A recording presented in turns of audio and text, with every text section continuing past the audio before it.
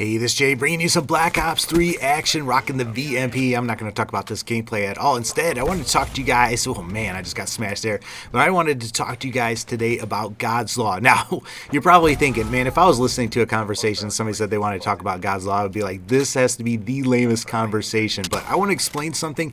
I want to hopefully change the way you look at God's Law. And I want to explain why it seems like Christians follow some of God's laws, but don't follow other ones of God's laws. Because a lot of times people think that we're hypocrites, but hopefully I can explain it and kind of share why we do that. All right, so let's talk about God's law. When I was growing up, early believer, I saw God's law as being very restrictive and kind of a killjoy, right? And so I wasn't a big fan of it. But if you look at how the Israelites viewed God's law and when they got it, they thought it was the ultimate example of God's love. Now, how in the world, where would they get that from? Well, you have to imagine a world without any laws. Could you imagine today in America or whatever country that you're living, if there were no laws that said you couldn't just go up and kill somebody or you couldn't rob them and take everything from them?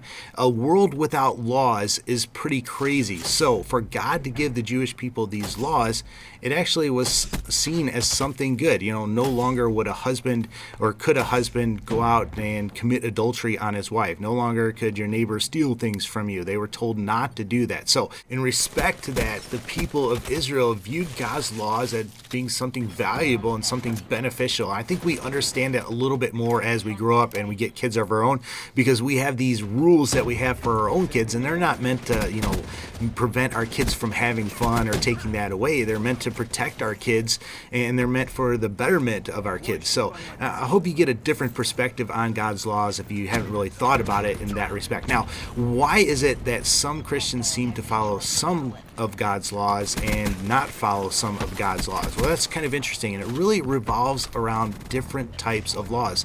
In the Bible, we see basically that there's three types. We've got the judicial. Those were the laws that kind of told the Israelites how to live in community with each other. If somebody accidentally killed somebody, it would tell them what they needed to do and how to respond to that. Now, those are laws that only apply to the Israelite, to that nation, and only in that particular time period. They don't apply to us today. We're not a nation of Israel.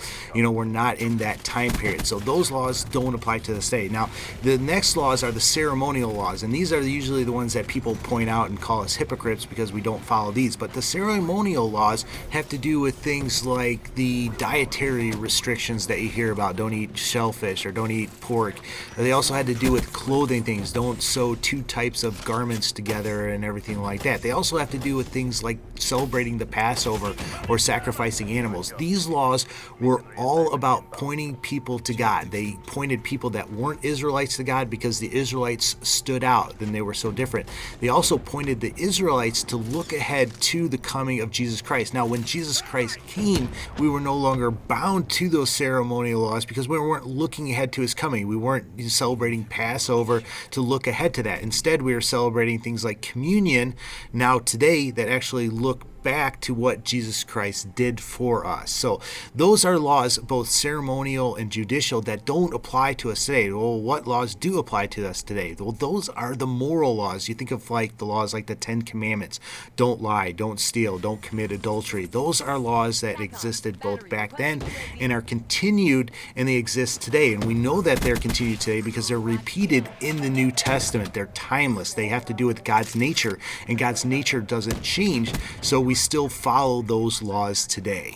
But I hope this kind of helps you understand why Christians don't follow some rules and we do follow other rules. I know there's a lot of hypocrisy out there today. I know I look at my own life, and I'm speaking about myself, and I am a hypocrite in a number of ways. And I know, hypocrisy turns people off when it comes to Christ. But I hope you read the Bible and understand it for yourselves and look more to the Bible, more to Christ than you do people being hypocrites. And I hope this kind of explains maybe what you're reading and why certain things are the way they are. But hopefully this helps you out. If you've got any questions or comments, I'd love to hear what you guys think about this. But that's pretty much where I'm going to end this video. As always, take care and God bless.